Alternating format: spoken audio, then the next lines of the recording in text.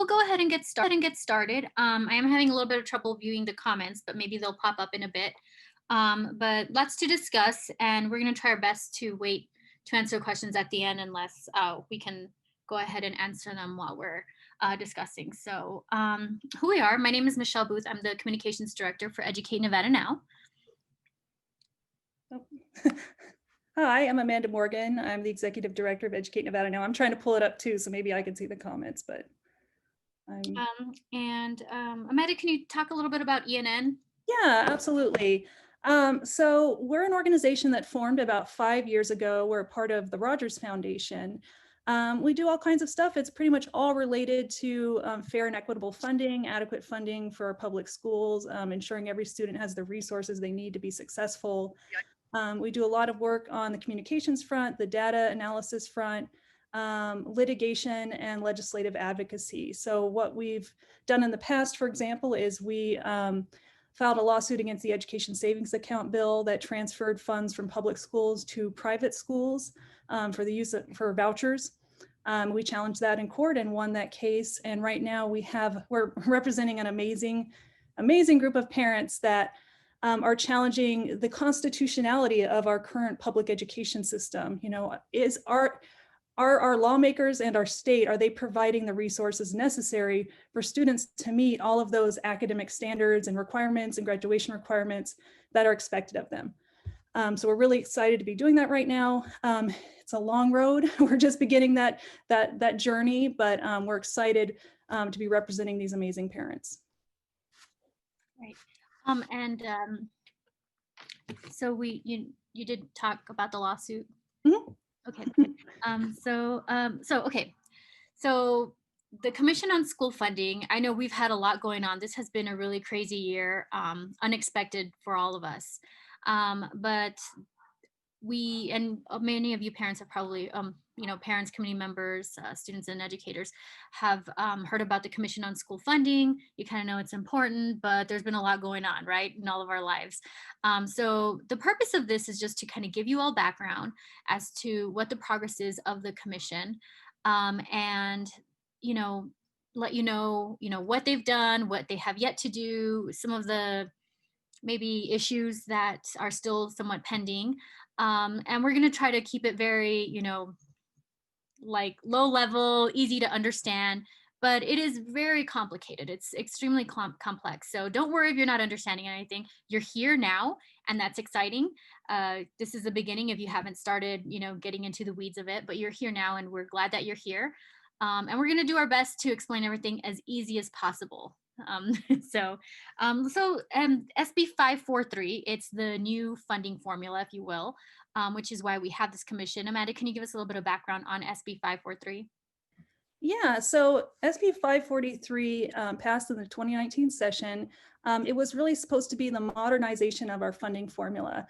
We talked like ad nauseum about how horrible our old formula was, the Nevada plan. It was developed in 1967. It wasn't horrible when it was developed. It was actually worked really well for that time, but a lot has changed in Nevada over the past 50 years. And we really needed a formula that reflected those changes. For example, our demographic changes. We have a lot of students that have unique needs that weren't addressed at all in the old formula. Our formula was incredibly complicated. It was kind of 50 years of patchwork of different programs. And I think there's 80 different sources of funding that went into the Nevada plan at various levels, lots of grants, lots of categorical programs. So it's just a really complex system that didn't meet the needs of our state anymore. So we had advocated pretty hard for a new funding formula. We wanted something that was obviously more transparent, that was, we could hold the state more accountable, we could hold districts more accountable for funding. And we really wanted, weights to serve the needs of all students. Right now, about 20% of students with unique needs like that are at risk or English learner are receiving state funding. So we felt that it was really important to make sure there was enough funding going to every single student that had those needs. And the way that they had done it in 543 is not only are they providing weights, but they're drilling down those weights to the school level. So a school will receive weighted funding based on how many students are enrolled in their school that are English learner at risk. And there's pluses and minuses to that. That's not something we necessarily advocated for, but that's how the formula was written. So the formula in a lot of ways accomplished a lot of the things we were hoping it would accomplish.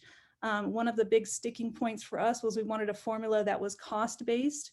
So we wanted a formula that bore some relationship to the resources necessary for students to be successful. So does the formula actually account for that, for the needs of students? We didn't quite get there with 543. I'd say that they really didn't want to go there. They didn't want to put in sort of, targets for funding or targets for resources that we were hoping for. We had looked at formulas across the country, trying to find model formulas that we could mimic here in Nevada. And a lot of the really successful formulas did it that way.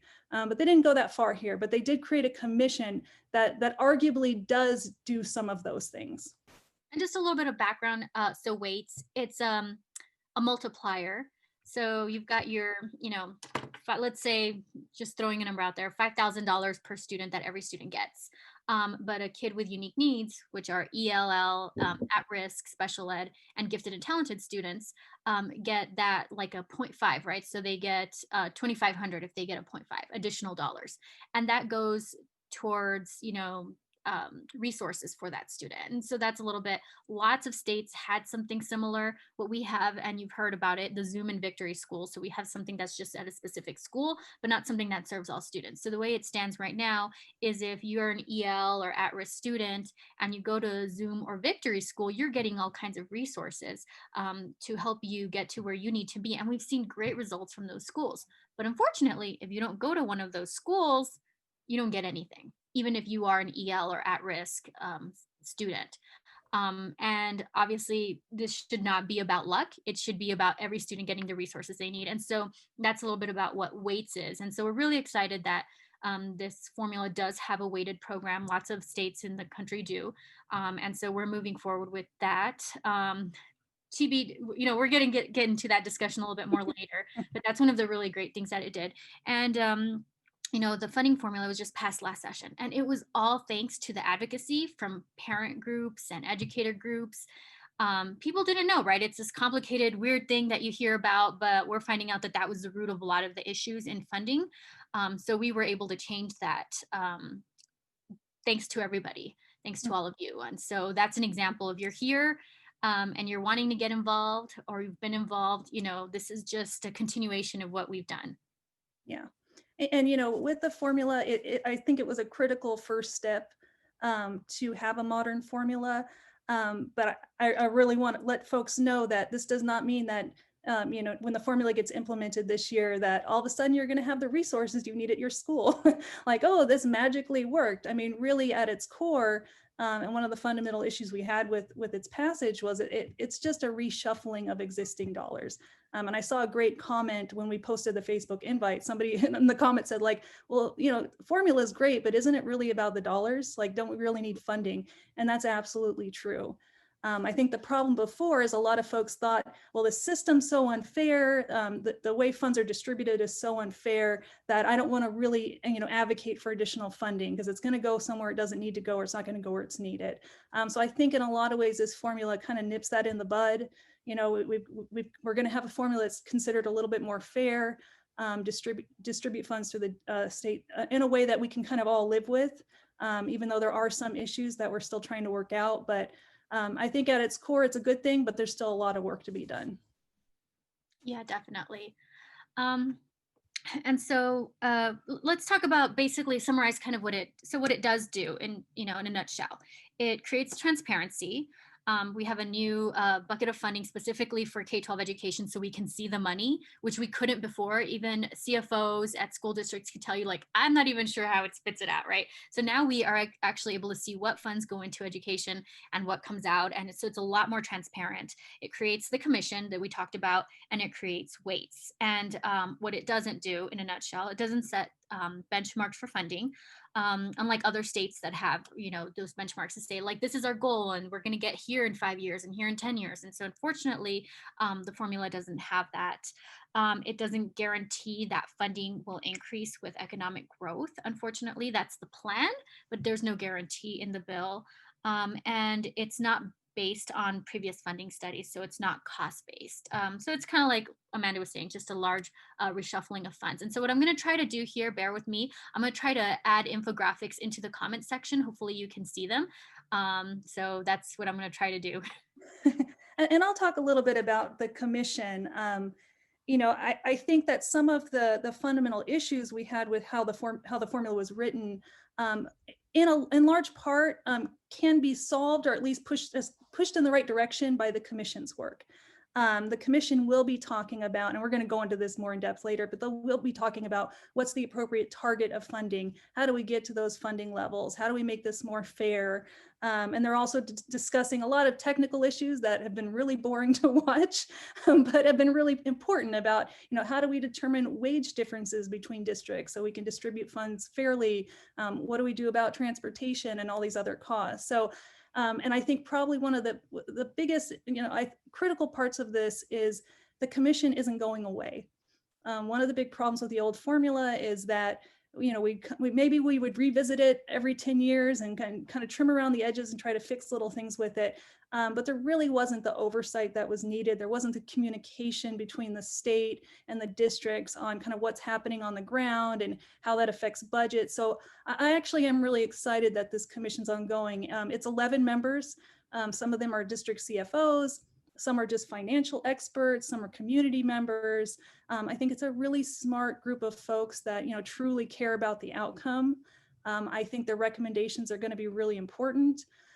I'd say probably the thing that kind of keeps me up at night is how much is the legislature going to take to heart their recommendations? Are they actually going to be implemented? So that requires the work of the community to be active during the legislative session. But I think a lot of the work they're doing is really important. And they've actually already made some official recommendations to the legislature. And we wanted to talk a little bit about those, at least the ones that I think that are the most consequential. So one of the things that they're recommending is kind of redefining or finding a new metric or new way to define who's at risk. At risk will come with a weight that we talked about. And every student that's defined as at risk will get that weight. All across For the reference, at risk is like the students who go to victory schools, is that's kind of the at risk, right? yeah. So that's kind of serving like a high needs school that has a lot of students who are considered at risk. But that in a way, kind of victory schools are kind of like that. Typically in other states, at risk is or I should say free and reduced lunch eligibility is a proxy for at risk. So you would look at those eligibility levels. They're kind of a little bit more easier to ascertain. It helps kind of do cross comparisons with other states. There's a lot of benefits to using free and reduced lunch eligibility as kind of the marker. So if you're eligible, you're considered at risk, you would receive the weight. And just about every state does it that way. They use FRL to define at risk. And there's some states that are kind of toying with different methods because some states are doing, and I always forget the name of the program, but they're going to basically say an entire school is eligible. So then at that point, you're not really counting individual students. So there's some, very little variation, but for the most part, FRL has been the proxy for at risk.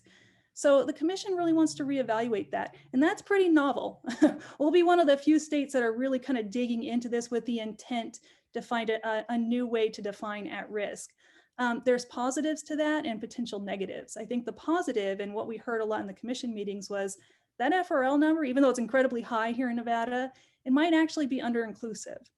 There's a lot of students that really drop off eligibility. They no longer are seeking eligibility once they reach high school. And there might be some stigma issues with that or other things. So there's, in a lot of ways, it might not really reflect students who are in need. It might not reflect other factors that may not be income-based. Yes. You might have some issues at home that now make you at risk, but you're not somebody who's eligible for FRL, and so you're not going to get those additional services because you're not technically considered at risk per the FRL standards.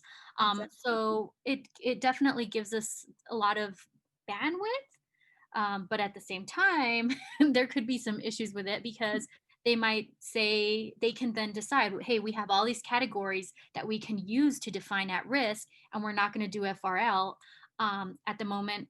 we would define it as here are all the kids that get free and reduced lunch, but we might minimize that by 20%, 30%. We don't really know. And there'll be less students benefiting. So that's still something that's TBD. They've discussed it, and it's something that they're still going to define. And we're watching for that. We're waiting for that conversation. They've had a lot of conversations about that, but haven't actually made a recommendation as to how they're going to define at risk. So their only official recommendations is TBD. We want to define it. We want to explore this. And I think they actually push it to the state board to actually start having those discussions. Like the state board needs to, start thinking about what is a good alternative measure. What our big fear is that it's going to be kind of used as a way to say like, oh, we don't like that 50 or 60% of students in this district are eligible. How can we kind of winnow that number down so we're not, expending as much funding? There might be an opportunity for kind of really, high risk, high concentrations of poverty, maybe have a different weight, but to just simply exclude students because it's overwhelming that there's so many students in need, that would be problematic. So we'll be monitoring that. And you might even hear about that at state board meetings or at the legislature, so you kind of have an idea of what they're talking about. Another recommendation is kind of more of a technical one, but accounting for special education funds outside of, or at least the maintenance of effort special education funds and federal funds outside of kind of the typical weight. So it's kind of having its own separate account in the state education fund and dispersed to districts separately. Kind of technical reasons for it. Maintenance of effort is essentially a district's requirement to expend at least the same amount of funds on special education services as they had the year before. So there's a little worry about, we're kind of slowly transitioning into weights. We've been doing that even before this bill, transitioning into weights for special education students. And the worry is that, if the weight doesn't really cover the true cost, to meet the maintenance of effort, general fund dollars will have to cover it. Or if the weight, over, kind of shoots over the target of maintenance of effort, districts will be required to kind of maintain that higher level. So it's kind of technical, but you might hear about maintenance of effort. You might see down the road that the special education weight is treated differently than other weights when you look at things. So that's why that is. And just for a little bit of reference, right now, school districts, I mean, as a state, the school districts are supporting more than 200 million out of their general budget to support the funding that they don't get for special ed. Special ed is supposed to be federal funding that they get, but it's never enough. And that's common across the country. I don't know of any state that says that they're getting enough funding. And there's also the problem that you don't really know, you have to provide the services for every special ed student. And so there might be a kid who needs speech therapy. There might be a kid who needs 5 other kinds of therapies. And so the cost is not the same and the services aren't the same. And so that makes it a little bit complicated as well. So they're trying to figure out, make recommendations for a better and smoother way to do it. It's pretty complicated, but and we're glad we're not the ones making those decisions. But that's a little bit of the background on that discussion as well. Yeah. Another official recommendation is ensuring that charters and kind of non-traditional public school options, specialty schools are also held harmless. And we're going to talk more in depth on what hold harmless means a little bit later. But this just ensures that those schools will not receive less funding as a result of all the reshuffling of funds that this formula does. They're not going to see some unexpected drop of funds because maybe they're losing dollars when another district or another school's gaining dollars. So it's just kind of including them in the bucket. All districts are already held harmless, so it's including those other schools in that as well. And then the last part is just streamlining reports and data. And this is something we've heard from any person we talk to that's a district CFO has told us, like, reporting, budgeting, all this stuff, it's on this really wacky schedule. You might do a budget and then 2 weeks later you might get additional numbers. You have to do another budget or you have to do another report at a time. You submit your budget at the end of the year, right? The fiscal year, but you don't even know how much money you're getting quite yet. So you have to guesstimate, and you see a lot of that happening. So they want to align the budgets and align the timelines to the budgets and to other timelines for getting data. And so it's just a streamline, an efficiency that I think everybody should and can and does support, because we see a lot of people, deadlines without the information that they need. And then they have to go back and correct that. And then they go back to the board. Have you seen the meetings like, oh, now we have the actual numbers and there's these little changes. And so they're streamlining that, streamlining when certain reports are due for evaluations, for educators, as well as a budgeting for how much certain evaluations cost and so forth. So it's a little bit of just a kind of common sense, something that everybody's always wanted to work out. They put it in here, and that's something that hopefully should be a lot more, make it a lot more manageable for Yeah. our CEOs and for the And district again, personnel. these are legislative changes. So it will, although they're recommending it, doesn't mean it's going to happen. The legislature still needs to work these things out. These have been submitted to the governor's office and Legislative Committee on Education, Department of Ed. So a lot of folks have gotten these recommendations. We don't know how that's going to translate in session. But for the most part, these are really positive steps and kind of working out some technical things. And really that has been the story of the past year of this commission, is working out a lot of technical issues. Some of them haven't been worked out. There's still a lot of debate on certain things, but what they were tasked with was really standing up this formula side by side with how we do funding now, and seeing kind of, are there any glitches? Are there things that happen that were unexpected? Are there things that we could do better? So they've really worked out a lot of those technical issues. And that's in large part how they came up with some of these recommendations is, yeah, these are things that are outside the scope of what we can do as a commission. We really need the legislature to act on these issues. Yeah, and so to summarize their recommendations, they recommended that they're going to define that risk. They haven't defined it yet, but that is a recommendation to define it. They're accounting for special education, how they're going to budget for that or fund it separately. The hold harmless, that they're going to include the charters and other unique type schools, because it was just an oversight and they just didn't include them when they wrote the bill. So they just made sure that they're included in there. And streamlining the reports and deadlines. So that's a lot of the recommendations that they do have so far. So what haven't they done? The stuff that we've been like drooling at the mouth for, the stuff that we've been really wanting. So big undecided issues that are kind of they're within the purview of the commission. It's their obligation to do this, but they just haven't done it yet. Recommending an optimal funding target. This is probably one of the most critical things they can do. Like everyone knows, yeah, you can reshuffle those, chairs on the Titanic as much as you want. You really need to keep this boat afloat. And that's what these targets do. What do students need and how do we get them there? The commission is tasked with those two things. So they're just now getting to that. And I think a lot of ways they felt like they had to work out the technical things first, but this is really kind of the most critical thing that they need to be doing. And this is what they're working on probably the past couple months and for the next few months and maybe even for the next few years, I hope not. So optimal funding, it's a really new term. It's not really something you see in other states. Most other states use sufficient or adequate, kind of these standard terms. Optimal is kind of this new term. So one of the things the commission needs to do first off is define it. What does optimal mean? Once they've figured that out, like what do we determine is an optimal education, or what does that mean? Then they have to cost out the resources to get to that target. And then finally, All means like every student should score this on their ACT, should have this or that, and how much does it cost, right? But they don't know, what that optimal is. Yeah, it's complicated because it's a little abstract. It's something that's abstract that needs to be drilled down to a very specific dollar figure. So there's kind of a long walk between those things. So they're just starting to have those discussions. Once they come up with that target, or hopefully before then, they'll start proposing kind of the next stage, which is a 10-year plan to reach the target. This can include pulling funds from somewhere else in the budget to meet the target. But let's be real, it's really going to require additional revenue. There's no way that you're going to come up with, $1.5 billion by shuffling funds. We have a really lean state budget. That's just not going to happen. You're not going to find enough insufficiency, or what's the word, inefficiencies to kind of make up for that deficit. So they have to come up with a plan to reach the target. Really promising. I mean, it's complicated. It's going to take a long time, might even require another study, but we're really encouraged by the way they're approaching it. they've decided to create benchmarks along the 10-year path. So like And it's goals or like target. goals. Yeah.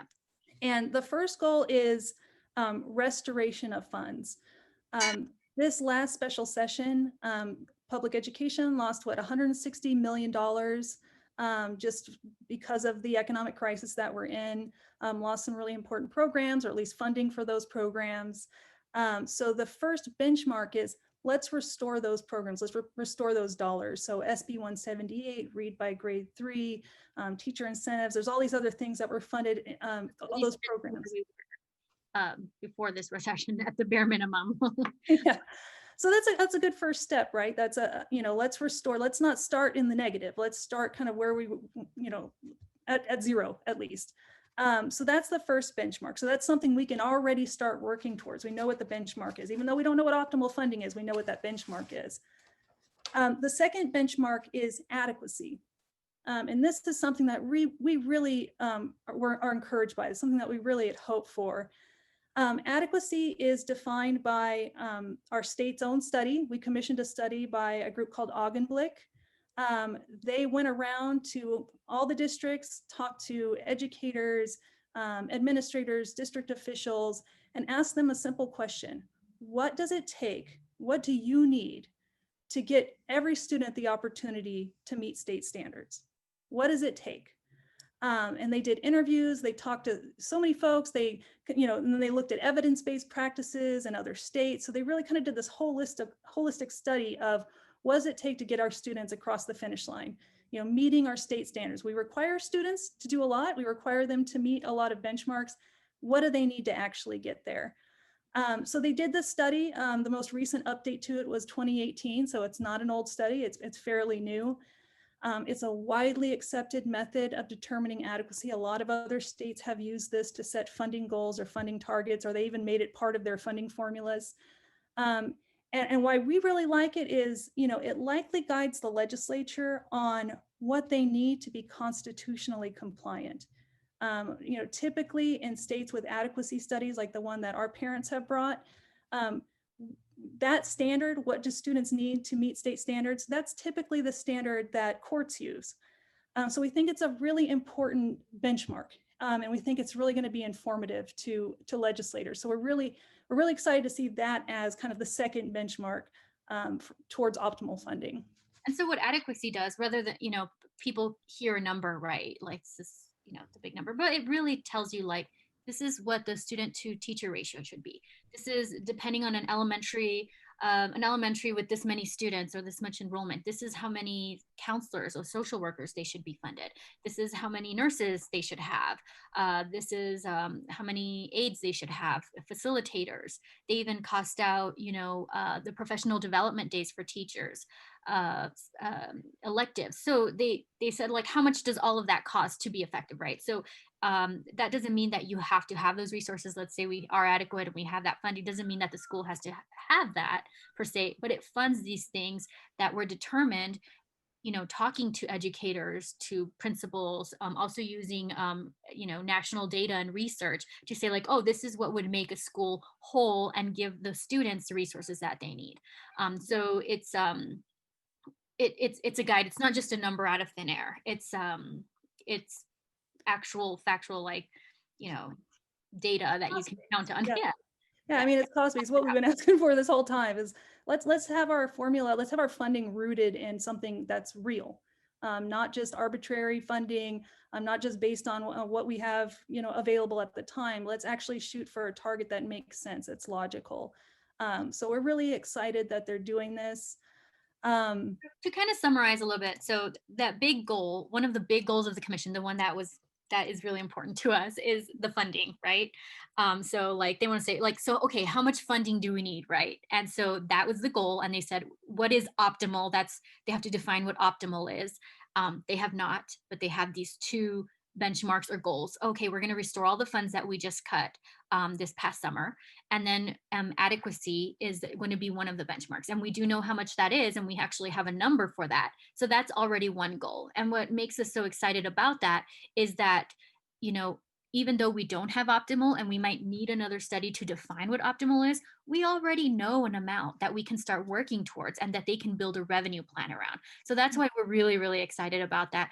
And because it's proven lots of states use it, we've talked about it, we've seen it, we're familiar with it. And when we talk to principals and educators and teachers and explain, what it is that adequacy supports, what resources, it really sits in line to what they hope that we have. And we talk to a principal and like, oh, this is what it recommends. They don't have anything near that. It's just like, and this isn't pie in the sky, this is factual. This is something, this is a number we can get to, and you can then have those resources or whatever resources your specific school or district determines you need.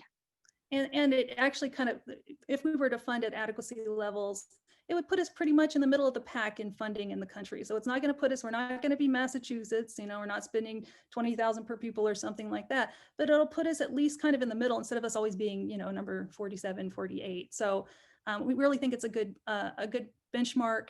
It's still, north of $1 billion to get there. So it's a long road ahead. But let's at least shoot for something that's actually, rational, versus kind of what we've been doing in the past. And as $1 sounds scary, but as a reminder, as Amanda said, that's just the average, right? So the average is about the average of what the country has, and I think our students deserve at least that. We're just really far behind. And so the next part of that, and this is something that we'll be pushing for, and we hope folks come out and push for, is the commission to develop a revenue plan or start that process with these two targets in mind, and not waiting until they've come up with an optimal funding target, whatever that might be, not waiting till that happens before we start developing a revenue plan and moving towards that. We have a legislative session that's 2 months away. This is an opportunity to educate lawmakers on the plan, maybe start getting some movement on some of the issues. I have a daughter in 3rd grade. I don't want her to be in junior high or high school before we even start working on this plan. This is something that, we need to do now. Our students need it now. So we've been pushing the commission to say, okay, you got these benchmarks and they're already pretty lofty. Let's start developing a revenue plans. These would be recommendations on additional revenue, recommendations on changes to current revenue structures and things like that, or just, adjusting for inefficiencies in the system and all these other things. And there's a lot of ways to start, chipping away to get to that target. So we really want the commission, and are hoping the commission will provide some recommendations for us to kind of run with at the legislative session. Right. So I summarize it like this, and this helps me remember it. So what we want them to define the funding. So funding, develop a plan, right? What is their revenue plan? So they have 10 years they have to build a plan to say, how do we get there in 10 years? And then the recommendations to the legislature, which ultimately decides like, oh yes, we're going to adopt this. Oh, you made these recommendations for how to build revenue. We will or we won't do it, right? So and I remembered FDR. So like, right, FDR's New Deal. So I call it our new our new funding formula. But we want the funding. We want them to develop the plan. We want those recommendations. And it's around the corner, right? The legislative session starts February 1st. And so we're really hoping that they're able to put that together. We're realistic. We know that we're not going to, all of a sudden have all this funding, especially with everything that's going on, but we can have a plan, and not having a plan is part of why we're kind of in the situation that we are now. One of the states most highly impacted by this recession. And so we really do need to get a plan going, and we're comfortable or confident that that's something that we can start. Mm-hmm. Absolutely.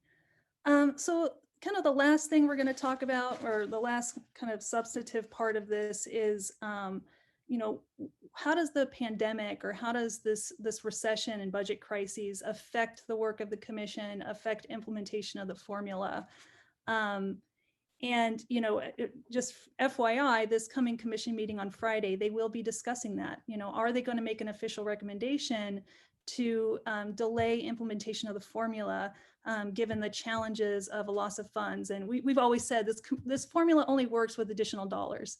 So now we're kind of seeing, well, what happens when dollars are taken away? Is it untenable? Can you not actually implement the formula?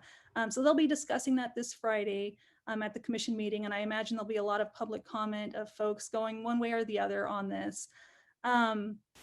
It'll be interesting to see what the commission does.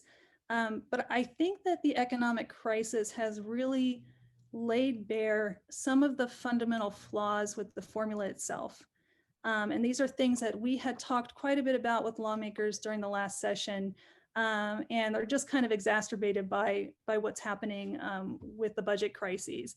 So I'm going to talk about two different issues. The first one is the hold harmless. I said that we would revisit the hold harmless. It's complicated. I'm going to tell you right up front, we could do an entire 1 hour section on the hold harmless. I'm going to try to keep it simple, but it's a really critical thing. SB 543 had a provision in it that states the legislative intent to not provide districts any fewer dollars than they were receiving in the 2019-2020 school year. Like we said, this formula is largely about reshuffling dollars between districts. So obviously, if you have dollars go from one district to another, you're going to see funding not available for that district. So there was a commitment to not provide any funding below the 2020 levels. And the way that the commission is recommending this be implemented, there'd be about 10 districts that fall under hold harmless. Hold harmless, it basically freezes your funds. Mhm. And so you're not going to get more funds for a certain amount of time, some a few years, some more years, like, so some for maybe 3 years, some districts for maybe 10 years, but basically you're not going to, it's like, you're not going to get a raise for a certain amount of time.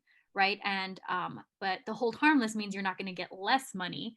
So they're holding you harmless from making less, but you're not going to get more. So like, Yeah, just so think imagine if you had a job for 10 years and you never get a raise, no cost of living adjustments, no raises, but all of your expenses around you are going up.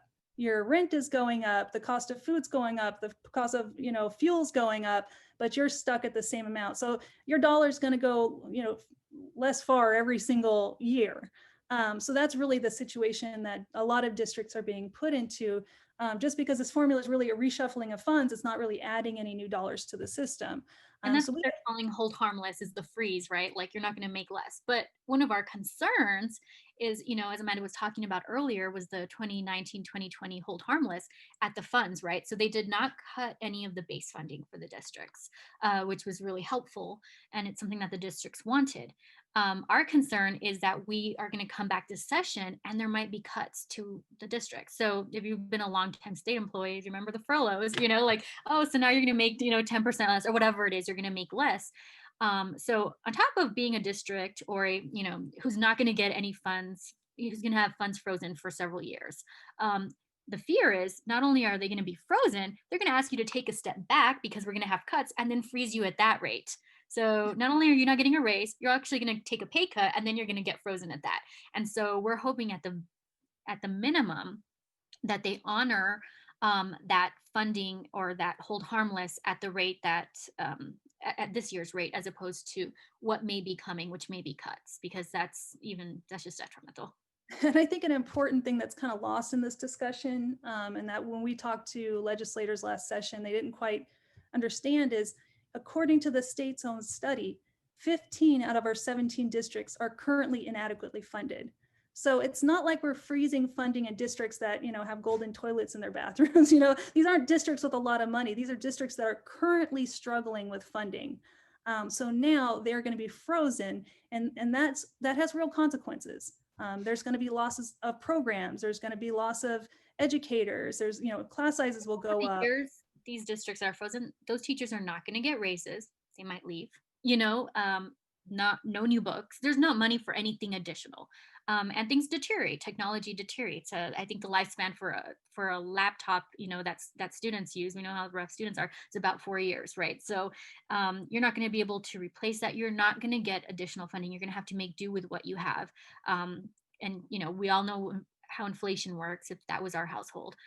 So that's a really big challenge. And what's interesting with districts, usual inflation is like 1.5%, 2%, but the specific types of expenses that districts have actually is closer to 4 or 5%. So it's kind of like a 5% reduction in funds year to year.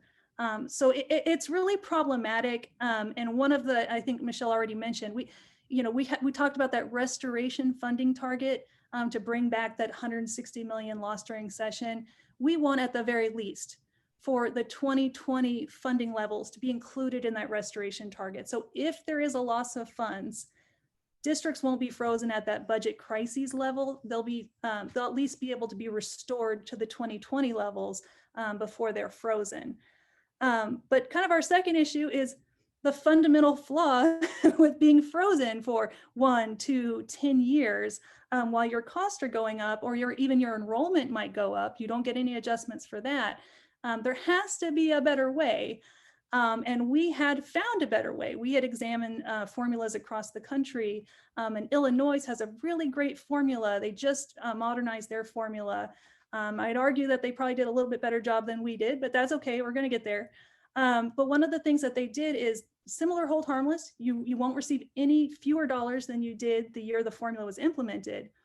But as additional revenue is entered into the stream of funds, each district will get some additional revenue based on their distance from their own district's adequacy targets. We talked about those adequacy targets. So each district is going to have a unique target, right? Because there's cost adjustment factors, there's things like that. So Clark County might be really far away from being adequately funded. So they would get the lion's share of additional revenue, but it doesn't leave these other districts that are currently inadequately funded, high and dry. They would receive a proportional amount of additional revenue. So it kind of keeps everyone invested in the formula. No one's getting stuck at inadequate levels with no movement. And it's just kind of a more fair and equitable way to do it. I'm sorry, Michelle, I see I'm you going to wanted to explain a little bit. I'm going to explain a little bit about why we even have that in the first place. Like, why are we freezing anybody? So, what the plan kind of does is it says, okay, you have the least amount of money, so we're going to give all the money to this district, which is why we're freezing. So any additional funds, we're going to give to this district that has the least amount, per their data. And you're not going to get anything until this district is whole or where we want it to be, and then you get something. So that's why they're kind of having to wait for years, and that's the point of the freezing of funds for some districts. They did do an enrollment adjustment, which what it does is it says it, like let's take Clark County School District, for example, right? They have like Mesquite or certain areas within their district that are different, right? So they adjusted for that. And so what we had is, I believe, what, 13, no, Are you talking about the attendance area adjustment, the attendance zones?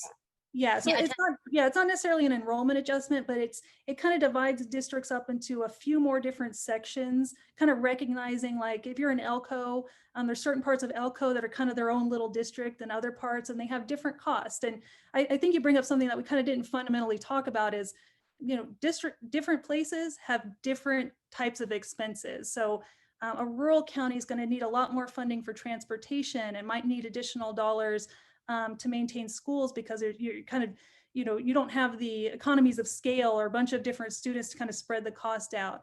Other districts might have different challenges. So it's every district costs a little bit differently to operate. $5,000 in one district is not going to go as far as $5,000 in another. So that's why these adjustments exist. And that's part of the technical stuff that the commission's been doing is, what are those wage adjustments? What does it cost to have a teacher in this county versus this county? What are those transportation differences? So that's how they've kind of come up with, that's the reshuffling. We keep saying reshuffling of funds, but that's fundamentally what it is. So they're reshuffled now. Enrollment too. So if you have an increase in enrollment and you're one of these districts, well, basically you're not going to, that is frozen, Yeah. you're not going to get any more money. So you just kind of have to spread the funding amongst the new students. And so that's an issue that we had since the beginning of the session. We wish that they had included an enrollment adjustment, and they didn't do an enrollment adjustment.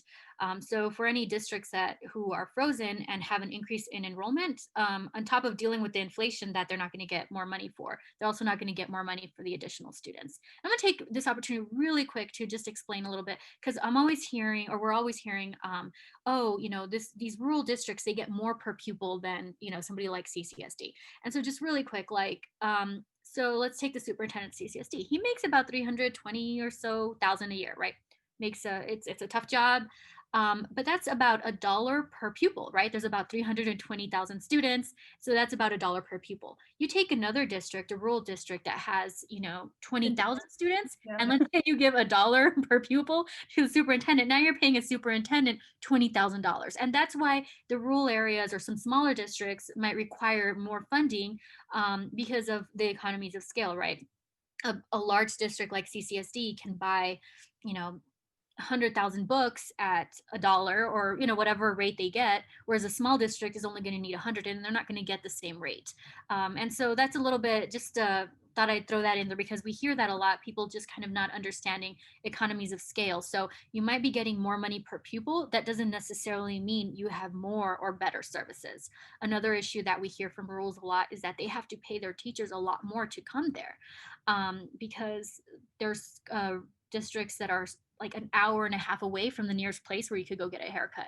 I don't know about you guys, but you have to pay me pretty good money for me to move somewhere like that. And that's what they have to do, right? So they have just higher recruitment costs on top of that, and retention costs. There's just a little bit of some of the differences that between the Yeah. larger urban versus rural districts. Yeah, and a lot of the issues with the old Nevada plan is folks felt like the way that the costs were adjusted between districts favored small or rural counties a little bit too much.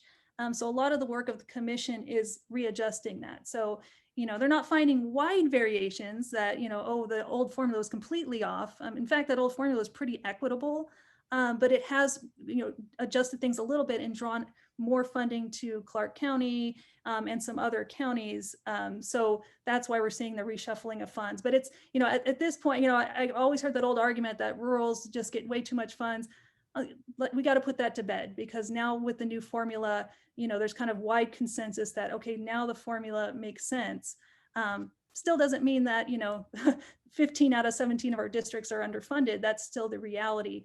So we need to kind of have that in mind when we're 17 talking about are building. considered have inadequate funds Mhm. for the studies that we have. So basically, what our proposal, right, and what Illinois does is, instead of saying, okay, you get all the money's going to go to this one district that needs it the most, and then you're going to have to wait your turn, right? So you're going to get the same amount. I know you're also hungry, but you're just not going to get any more until this person's whole. What it does is saying, okay, you're the hungriest, if you will, so you're going to get the majority, but you're all still going to get something proportionate to how far away you are from where you need to be. So that way, maybe you're not getting what you'd wanted. You're not getting the larger amount that some of the school districts have, the needier school districts, if you will, but you're still getting something. And I think that helps. It's more palatable to some of the rural areas. So we've definitely seen some of the school districts, and even students that have actually spoken at these meetings and saying like, hey, this isn't going to be good. This is going to hurt us. And so maybe that's something that won't have such a negative effect on their school districts. Yeah. So that's hold harmless. We told you it was complicated. But if you have any questions on it, we're happy to come back and do a whole session on it. I know it's not the most exciting topic, but it's really important. And it's really important as we grow into this new formula, to have something that really gets the whole state invested, on adequately funding our schools, and I think that the Illinois model really does that. So I think we've covered that to death. The second I issue, think we've confused everybody perfectly. I think everybody else is like, what? if you're So, still okay, awake, moving on. the second issue that's really been laid bare, the problem that's really kind of come out and been exacerbated by the budget crisis, is the transition to weights. Yes, we do want us to move to weighted funding. It's about time. Our state needs to do that. But we had major concerns, because what essentially is going to happen is funding that supports those categorical programs, Zoom and Victory Schools and formerly SB 178 dollars, we're going to be transitioned into a weight. So you're going to have a pot of funds that only funded about 20% of the population being spread thin to the 100% of the population that qualifies, that is at risk or English learner. That's difficult to do, right? Because those Zoom and Victory Schools are going to lose essential resources. And a lot of their success has really been built around having reading centers and after school programs and things like that. A lot of that would go away. There just wouldn't be the funding available. And I think lawmakers, for the most part, understood that. And they did provide for a 2-year period where districts could maintain Zoom and Victory schools. So for the coming biennium, even if we transition to weights, a district could say like, look, we don't have enough funding to really kind of drill those dollars down to each individual school. So we're going to maintain these programs at these high needs schools. That's great, but now we find ourselves in a horrible budget crisis. We have lost SB 178 dollars. Those dollars are gone. If your school still was able to maintain those programs, that was done through some creative accounting and use of federal dollars, but those state dollars are gone. So now you have even less funding to support those weights. And that's problematic. We don't want the Math actually. So right now through SB 178, through Victory and Zoom schools, we're only serving 20% of unique needs students. Um, so just imagine you take funding that serves 20% of students and it serves them well, and we've seen great results from that, and you spread it among the rest of the students. It's not going to be enough to have an effect on those students. And it's really going to hurt those students who were at those Zoom and Victory, right? Who were getting that amount of money. Yeah, so it's really a lose lose. However, we, and just be, a little background, because we do hear in the community, oh, don't cancel Zoom and Victory, so they're not understanding weights. But again, and as we talked about earlier, weights are important because they help every student who is considered at risk or EL, or gifted and talented. It, it gives all of them money. Right now, if you go to a Zoom or Victory school, you're a lucky student because you're getting those services. But if you are an EL kid who is not at a Zoom or Victory school, you're not getting anything. Again, it shouldn't be about luck. Weights does that. You guys call, a lot of people call it, money follows the student. It does that, right? Kind of like you are the student who needs that additional funding, and you're going to get that funding. It doesn't matter what school you're at. And that's why weights are important. Zoom and Victory schools do great things. And we hope that when we do effectively, in a proper way, transition to weights, that we can learn from those schools and see what they did to get the great results that they did. And that those students, let's say you're an at-risk student at a Zoom school, well, you weren't getting services anyway because you're not considered EL, right? So now all students who have the needs will be getting the additional resources that they need. Yeah, so our recommendation is really simple. We don't have to rush into this. We don't have to, take away the discretion to maintain Zoom and Victory schools. We don't need to, send those dollars directly to each individual school based on the students. That doesn't have to happen prematurely. Because like we said, it's a lose-lose. It's not going to really help the students outside Zoom and Victory because it's going to be such a small amount of funding, and it's going to decimate those programs. So it's not complicated. Let's just wait until we have the funding available to responsibly transition. We probably won't be able to do that right away. And even when we transition, there's probably going to be more to be desired, in funding those weights. But we just don't see a way to actually do that without some investments. We were, pre-pandemic, we were hoping that there'd be a commitment to start funding those weights over the next 2 years. So when, districts don't have the discretion and these funds do need to go down to each individual school, we would have enough funds to kind of make that work. That doesn't seem very likely based on what's happened over the past, 7-8 months. So weights are great. We support that. We just don't think the timing's right to do that. So, and you'll hear, we've heard a lot in public comment, like, halt the formula, just wait, the recession, just, wait. There's some really great parts about the formula. And it's long overdue. We talked about the transparency. We talked about, the adequacy. We talked about building a plan. There's some really great parts. And we really do think that, it's time that we move forward with something new. Our students deserve it. Maybe there's just certain components of the formula that we need to just wait to make sure that we can do it responsibly. Mm-hmm. And so that we don't hurt any students. And so that's kind of what us at ENN, what we're advocating for. Some of that hold harmless was just because it's a fundamental flaw in the formula, but then also the recession has, amplified some of the issues with that, especially with the transition to weights and the hold harmless at the level of the school year. So, it doesn't mean you need to throw out the whole thing, right? Let's take what works and work on what doesn't work and, get to a point where we can do it responsibly. Absolutely. So we only have a few minutes left. So I guess we'll kind of close out. We talked a lot.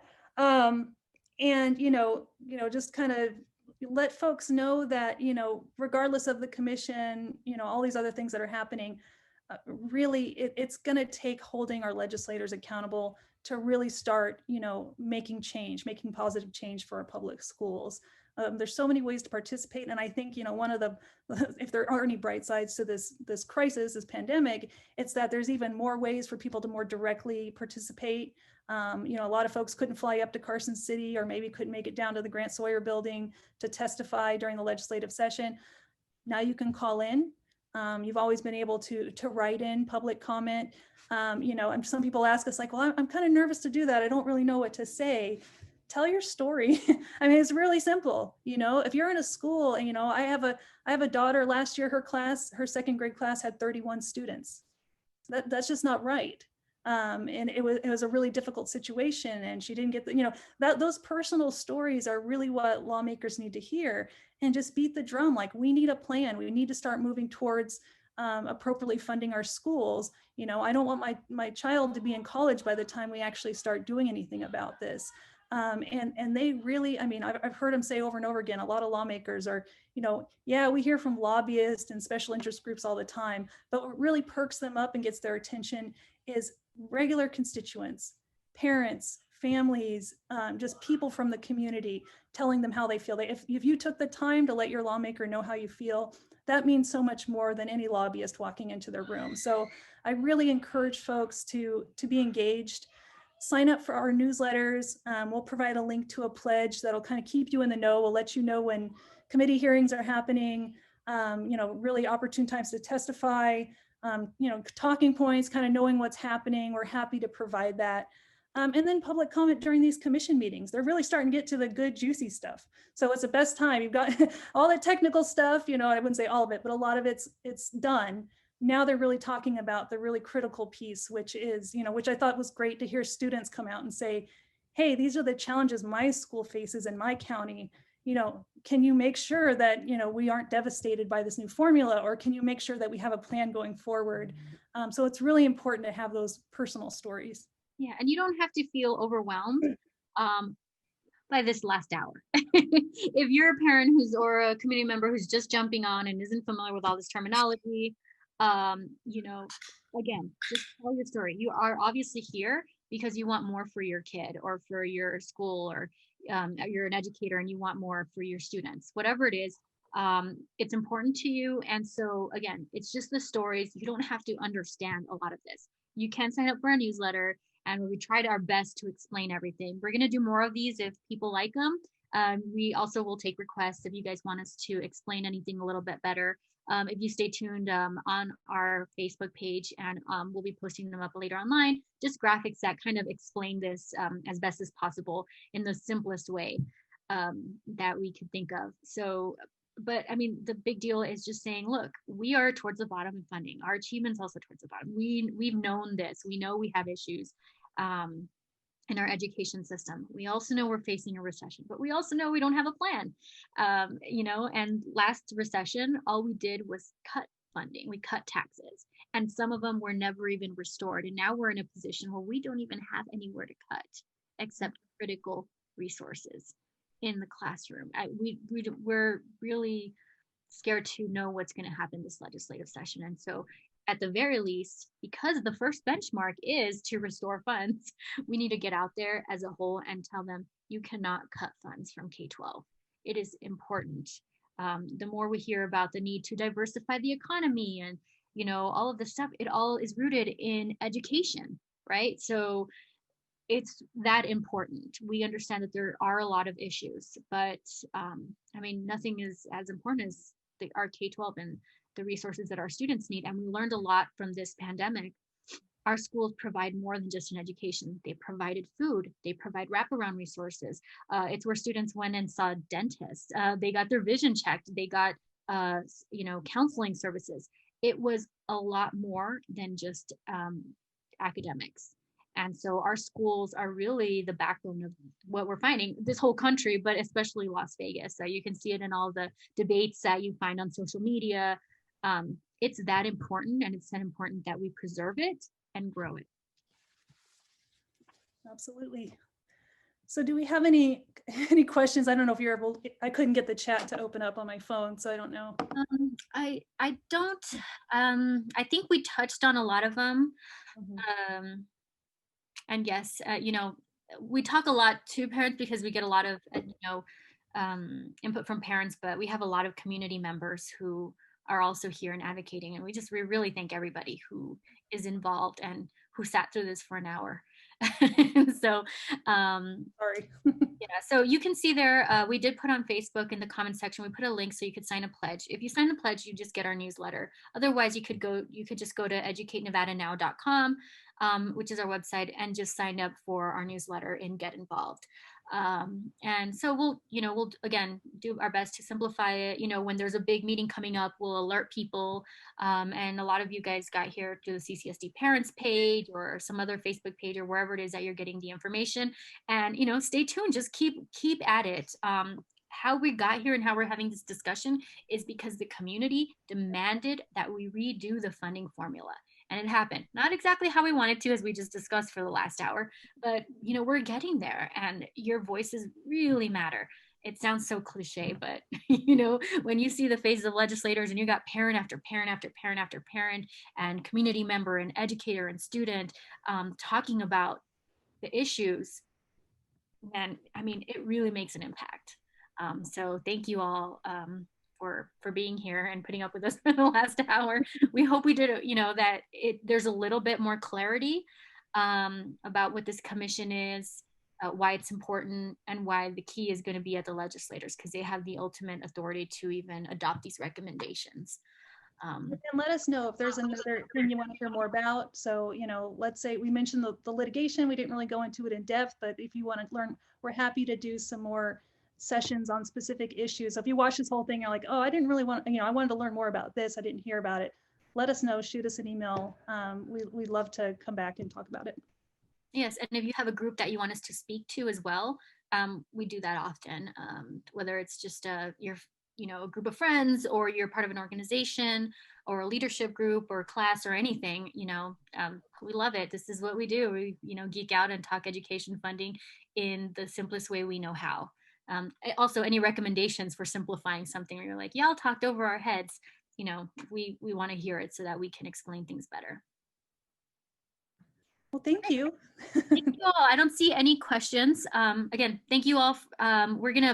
This is obviously gonna be recorded on Facebook, but we also are gonna put this up on our website for anybody that doesn't have social media, so that they can view this and refer back to it.